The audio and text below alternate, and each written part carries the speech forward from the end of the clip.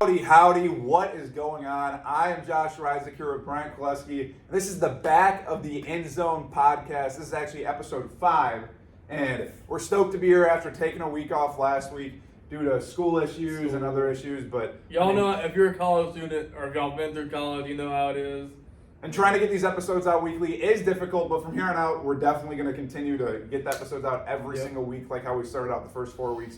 But this episode this week is going to be pretty short and sweet for the most part, just like Brian here. And well, we're gonna try to we tried to get a guest this week, but it fell through. But that's fine. We hope to have one next week, especially in studio. The guy we're trying to get next week has an amazing story. We hope you stay tuned for that next week. But this week we're discussing Auburn football. A lot of questions surrounding Auburn. You know, I wouldn't call them necessarily a blue blood, but they are they're known for being good. They're known for college football, a little known for basketball as well. But the college football, of course, thrives down here in the South. And Auburn, and it's Alabama and Auburn in the state of Alabama. So I mean, the thing is, Auburn's known for at least being somewhat relevant, especially in the SEC West. And we look at them last year going 5-7. Yeah. And it's like, I mean, as a Bama fan, you're probably happy to see that. Auburn has had their moments too. It's not like they're terrible or they suck. I mean they won they won a national championship not too long ago. I mean 2010. I mean that's 12 years ago, but still, I mean doesn't seem that long ago. Then they played for a national championship in what 2013, 2014 against Florida State and should have won that game, but they allowed Florida State to come back. But yeah, we're gonna talk about Auburn. Then NFL, there's some NFL drama we want to discuss. Could the Patriots be looking to shop Mac Jones after some off-season or in-season drama that went on this past season? So let's get into it. Oh yeah, so starting right off the bat, looking at Auburn season, I think one of the biggest, it's not necessarily a red flag. I don't see it as a red flag at all, but one of the biggest things diving into Auburn football right away is Hugh. Obviously, going into this upcoming year, Auburn has a new head coach in Hugh, and Hugh has a decent resume coaching, going back, looking back. He's the only coach in the Nick Saban era at Alabama to beat him back-to-back years. Exactly, and so, I mean, looking at his coaching resume, he coached at Arkansas State, Ole Miss, most recently Liberty, and he's been a solid coach. In bowl games, he's 5-2, so he's usually pretty good postseason-wise. I mean, obviously he hasn't made the playoff. And he brings some juice to Auburn's offense because Auburn they've had offensive guys in the past with Gus Malzahn, Brian Harsin. That was just a completely disaster. Even through all the distractions that Auburn had with Brian Harsin.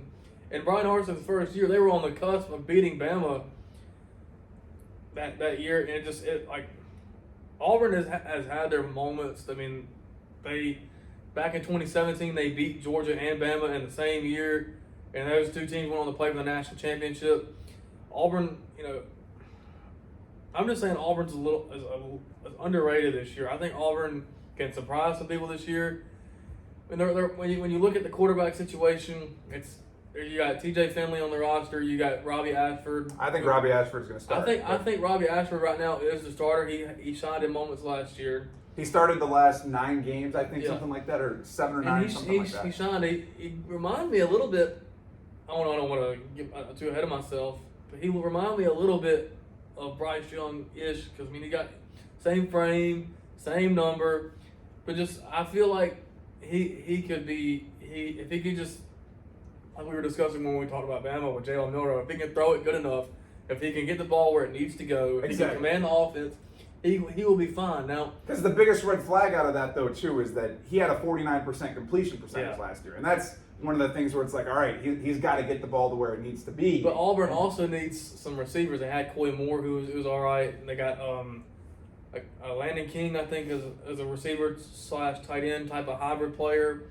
Where Auburn has improved the most, I feel really good about this, where Auburn has improved the most, especially on offense, has been their offensive line. They went out and got a few transfers. They signed some guys late in recruiting that they were able to flip from other schools. Exactly, and that's actually something I wanted to bring up because Freeze and his staff, Freeze and company, he can recruit. This past recruiting class, they were able to get 4 offensive tackles to commit to the program. And in the last 5 years at Auburn, they only had 4 offensive tackle commits. So it's like they're definitely on the rise. And I think Freeze is going to bring Auburn back to SEC West contention. And you see it, this year and this coming year in recruiting. They have their spring game this weekend. They have a bunch of prospects coming, and Auburn. Set rivalry aside, I am a Bama fan, but when it comes to Auburn is a pretty campus. It is a pretty place to be. They have a great atmosphere, and with their new football facilities too, Auburn is a great environment, and Jordan-Hare Stadium is one of the best environments in the country. There's some voodoo shit that goes on at Jordan-Hare when teams play, especially if it's Alabama or Georgia. Auburn is the only school to really give, Saban fits, other than maybe LSU, but maybe not consistently, but they've beaten them like 5 or 6 times since Saban's been the coach at Bama. They beat him in 2010 with Cam Newton, a kick 6 year. Yep. Don't even get me started on that, but. The year, 2017 with Jarrett Stidham, and Bo Nix's freshman year, some magic happened that year. So Auburn, I like Auburn this year. I think they could finish. Now the top 2 contenders in the West this year are Bama and LSU. Like I get before, right now I'm still leaning LSU. A&M. Auburn's still going to be up there though, and I think. One of the things after doing a little bit of research, looking into Auburn, because obviously I'm a Big Ten fan, I'm not huge on the SEC. Yes, I'll still pay attention to stuff. Hugh Freeze, he coached up Evan Ingram and Dawson Knox. He's a huge tight end guy, and Auburn actually got Rivaldo Fairweather from FIU, who's a pretty solid tight end at FIU, and he's coming into Auburn fighting for that starting job. And I'm interested to see what he does on that tight end job because he's bringing in all these offensive linemen. And then how that's also going to contribute to their running game. Yeah. Because looking at Auburn's, their backup running back last year, I'm blanking on his name, but he averaged 6.42 yards per carry, which made him, I'm pretty sure, the 4th best running back in the SEC in that category. So and now they will have to, their running back room will look a little bit different. They still got Darquez Hunter. Yeah, that's what I was talking about. But they're losing Tank Bigsby, but they got Demarion Alston going to be in the backfield. I think the receiving corps is going to be a lot better this year. If Hugh Freeze can make Bo Wallace and Chad Kelly look like all SEC quarterbacks and draft prospects, he can turn Robbie Ashford into one. Now there has been a lot of, I chat with Auburn fans every now and then, to get their perspective. A lot of them think that Hugh Freeze should reach out and try and get a transfer in the second wave of the transfer portal after spring ball. A lot of names have been connected to that, like Grayson McCall from Coastal Carolina. Before the first wave of the transfer portal, you had guys like Devin Leary go and take a visit. You had Spencer Sanders, Walker White from I don't think that's his name. Walker Howard from LSU, but two of those guys ultimately went to Ole Miss. But now in 2024, Auburn has a quarterback coming in that I like, and I'm pretty high on in this class. I have to remember his name, but Auburn's going to be, yeah, and one of the they're not going to be a team. They're not going to be a team to take lightly, and their schedule is very favorable. I mean, they get Georgia at home, get Mississippi State at home. Let me make sure I got the right schedule. Sorry. Real quick though, one thing I want to talk about, we were looking more in depth at their offense and their defense. Like Auburn going into this upcoming year, 3 down defensive linemen, and then they have their jack linebacker, then 2 off-ball linebackers, and 5 DBs. I think that their defense could potentially end up being a scary sight too. And their secondary. Auburn's defense and secondary are always good. And that's what their secondary. They have so many returning guys, and they're reloading. And I mean, you got Nehemiah Pritchett, who's from my hometown, Jackson, Alabama. I mean, 251 guy who's really been stepped up into a role at Auburn. Keontae Scott, their nickel. Their Jack, Elijah McAllister. They have guys that are definitely going to dominate, especially against really offensive power, just SEC offenses. It's going to be interesting to see what Hugh Hugh Freeze can implement into this Auburn defense. And moving forward. their schedule is favorable. They got they go to the first game of the season. The first game of the season they host UMass, but then they go to California to take on the Bears out there. I think that would be even though they're traveling so far. I don't know much. It's about, I don't know much about Cal, but I think Auburn. It probably will be. But what I'm saying is though, don't take that lightly because you saw where LSU went out to UCLA a couple years back and ended up losing to UCLA, and UCLA wasn't particularly that good, but they were still decent. But no, Auburn, they host Georgia, they host Ole Miss, they host Mississippi State, they host Bama. Like I said, some weird shit goes on in Jordan Hare Stadium. They do some type of voodoo. I guarantee this is a hot take, but I think that Georgia coming to Auburn this year, Hugh Freeze might pull something off. Robbie Ashford, if he's starting to quarterback, I don't know. I don't think he beats both Bama and Georgia in the same I think he beats Georgia. But I think he beats one of them. I think he beats Georgia. Because Georgia and Bama have a lot of question marks coming into the season. We talked about Bama, the new quarterback, Bryce Young leaving, Will Anderson leaving. Georgia, Stetson leaving after his 10th year. You got A.D. Mitchell leaving to go to Texas. You had a lot of people from this draft class like Nolan Smith, Jalen Carter, some offensive linemen leaving. Yeah, and I mean, but they still got Brock Bowers. We can talk about Georgia another time. But we've talked about it in the past too. Like the SEC going into this upcoming season, I think has more question marks than it has had in past seasons. I think it's the most wide open it's been in a while.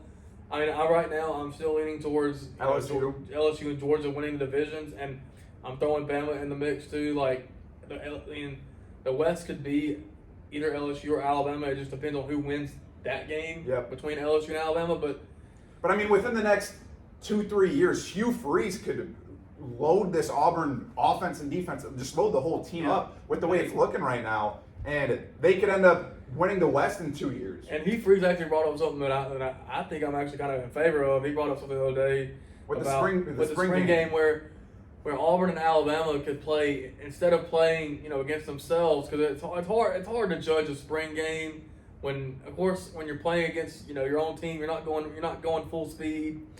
You're not it's more laid back. You're not hitting the quarterback. Exactly. You're not seeing what the quarterback looks like when he gets hit. Now, obviously, it would be more like if you like he mentioned, like Alabama could play Troy or South, or Auburn could play UAB, an in-state school, kind of get the fans excited. And not only that, but like Alabama could come to Troy, or Auburn could come to South and play, or vice versa. And it gets the fans more involved. It gets more engagement, more exposure too, and it's just like you can kind of see, while Troy and South and UAB are not on the level that Auburn and Alabama are. You might could argue, the past couple of years could this past South team and Troy beat Auburn, but no, I mean you could still. It's good for the schools, and I love that. I love that take from Hugh Freeze, because I mean, looking at it as an Ohio State fan, like over the years, like I love watching spring games. I enjoy them. I think it gives you a good look at certain players' capabilities heading into the season, but it's not. The playbooks are a lot more watered down, because I mean we all know this. I mean the coaches aren't going to show you. They don't want to show anything. They're not going to show you what the meat of their stuff. Exactly, but at the same time though too, just my problem with spring games is like it's supposed to show like what play, like as a fan perspective, you want to see like say this incoming top freshman prospect like how he's playing, and I feel like the players really don't care going into it too. It's more or less just like a glorified practice, and it would be it more. It is a glorified scrimmage, exactly. And it would be a lot more fun if say you throw in like just a group of 5 school to play against and just make it a little fun. Like, you know what I'm saying? Yeah, because I mean, and it's different in other states, but like down here in Alabama, you don't see in other sports you see it, but in football you don't see Alabama playing South or Alabama playing Troy. Now sometimes Auburn will play like Alabama State or Alabama A&M, but I mean still you don't see Auburn playing Troy, or you don't see Auburn playing South or UAB. It kind of just the D1 schools kind of stay away from each other. Yeah. But I think it can bring more fan engagement, especially during the spring when there's not a lot of action going on. And you never know, maybe a South team can go to Bryant Denny, or even Bama comes here, and like I mean, it Maybe- would fill up a stadium. Like exactly. Like, so I feel like, Hugh Freeze hit the nail with that one. I mean, maybe he was doing it for a publicity the stunt, questions for Hugh Freeze going forward is can he stay out of trouble? Can he learn his lesson? Can he learn his lesson from what happened at Ole Miss? I think he can. He got a second shot at Liberty, and he Hold took up. I think Hugh Freeze is calling. No, I'm just playing. Anyway, I think he learned. I think he learned his lesson, and he took Liberty to new heights. Malik Willis. Oh yeah.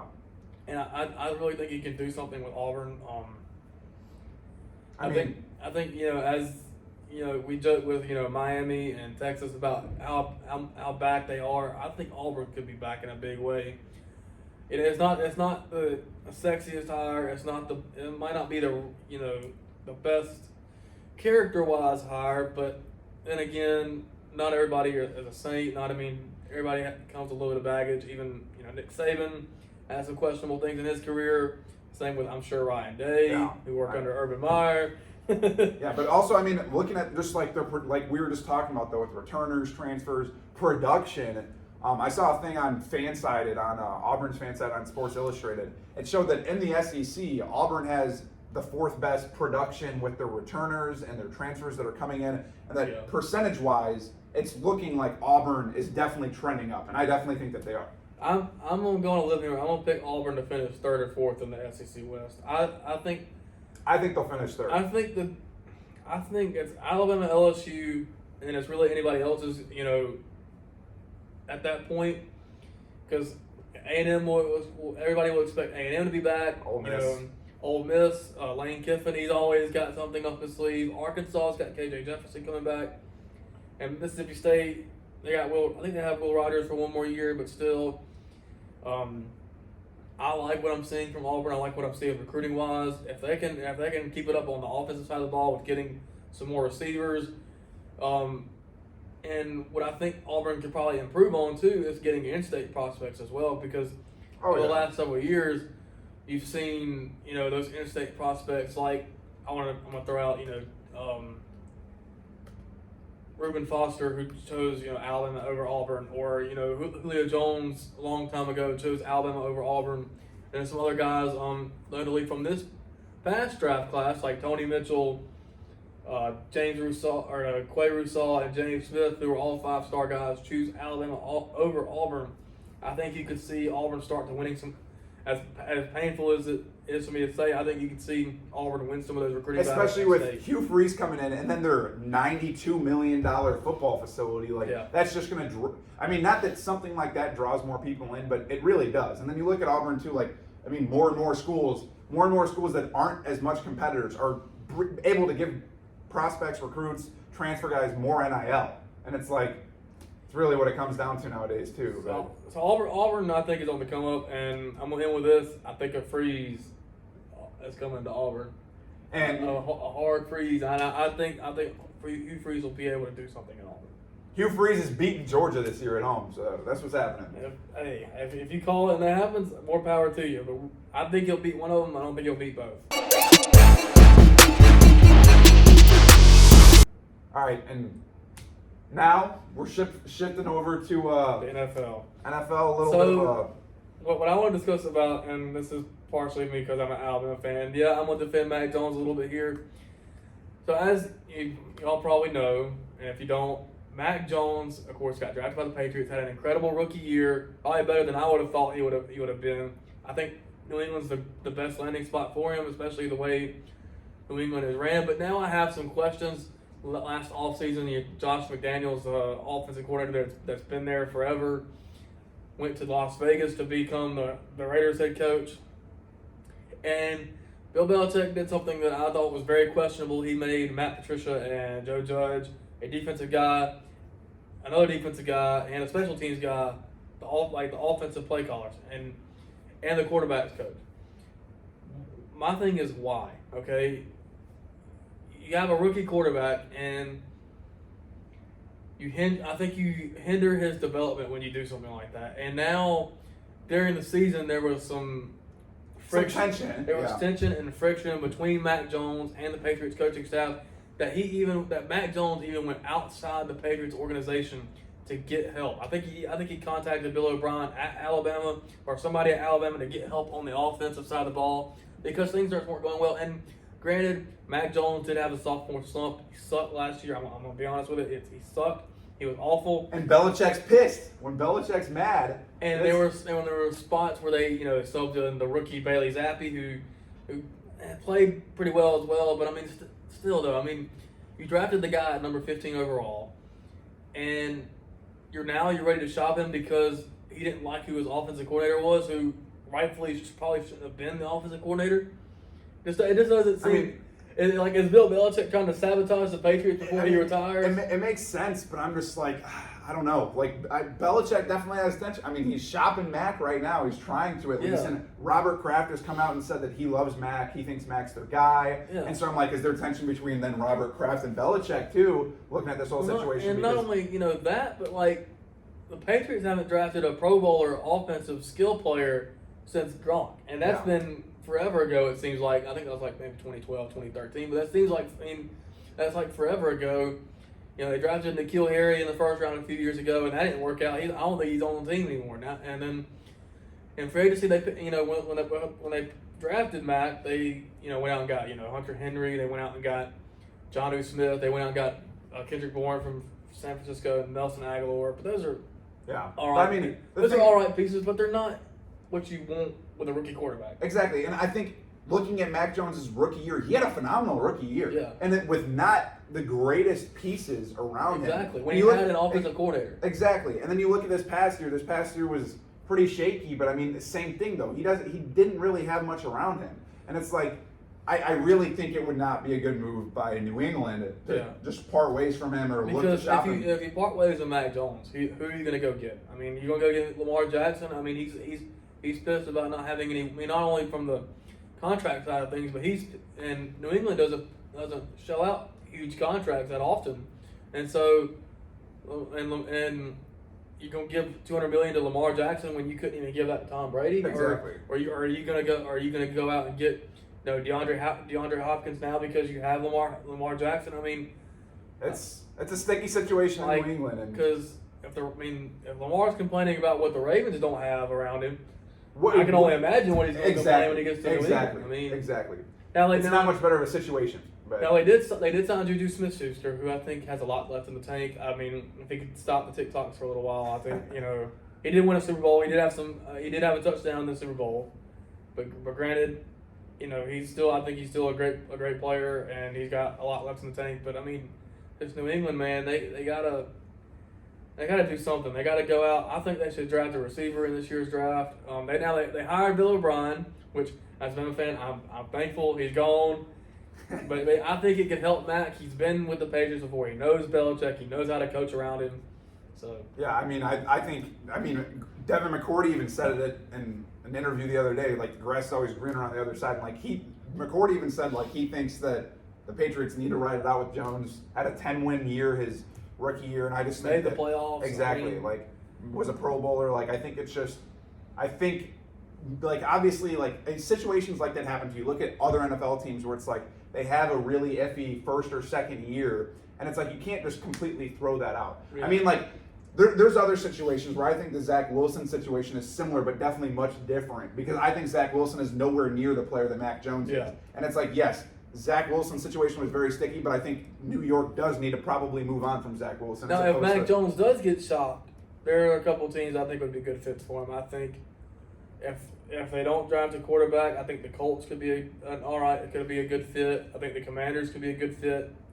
Oh, Commanders would be a great fit for him, I think. The 49ers almost drafted him and at third overall in 2021, I think would be an excellent fit. I think Mac is a great quarterback. He'll never be the level of Josh Allen or Patrick Mahomes or Joe Burrow. But he's a great composed quarterback. He knows how to operate an offense. He's got. I think he's just got. I don't want to compare him to Tom Brady. There's no sense in comparing anybody to Tom Brady.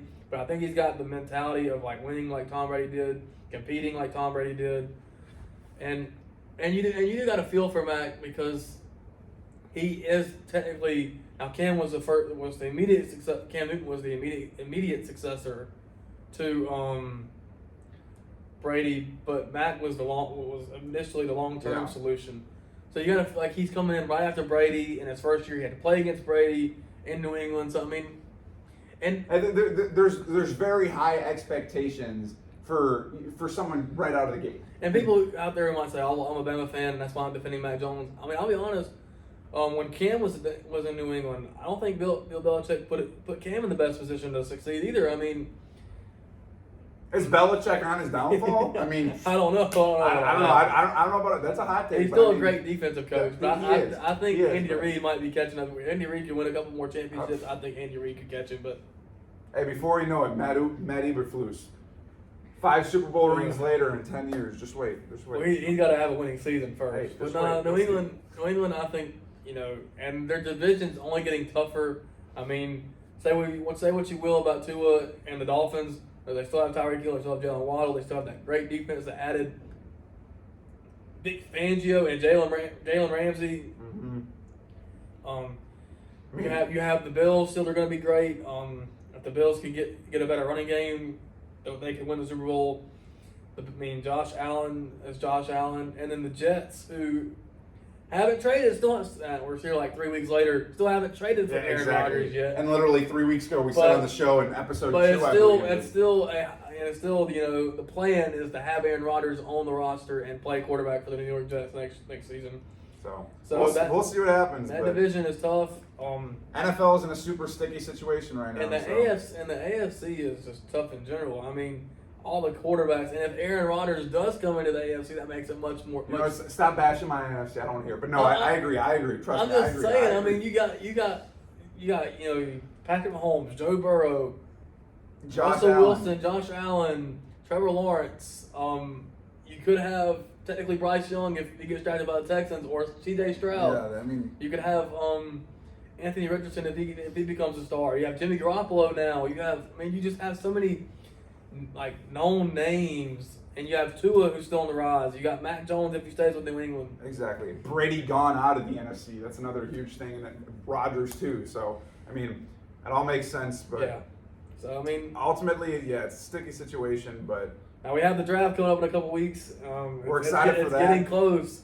Getting really close. Getting close. We got some heat coming these next couple episodes. Yeah. Hopefully next week we have something really huge planned, and Yeah. hopefully you guys tune in, and it's going to be fun. It's going to be exciting, and you guys will definitely enjoy what we have planned for. And next we know week. this episode's been a bit short, but I mean we didn't have a lot planned for this episode, but we still enjoyed it. And next week it's going to be a little bit longer. Like we said, we hope to have something really special. And somebody. The next couple of weeks after that, we're going to continue to do our little segments of going a little bit in depth into different teams, and we're going to start looking into different conferences like Ohio State in the Big Ten, Michigan, and then maybe transfer over to the Pac-12 and look at USC and ACC, Colorado and Clemson, and what's the big question marks for those specific teams. And we're going to go more in depth into those too. So tune in within the next couple of weeks, and thanks for being with us for the ride. Thank you guys.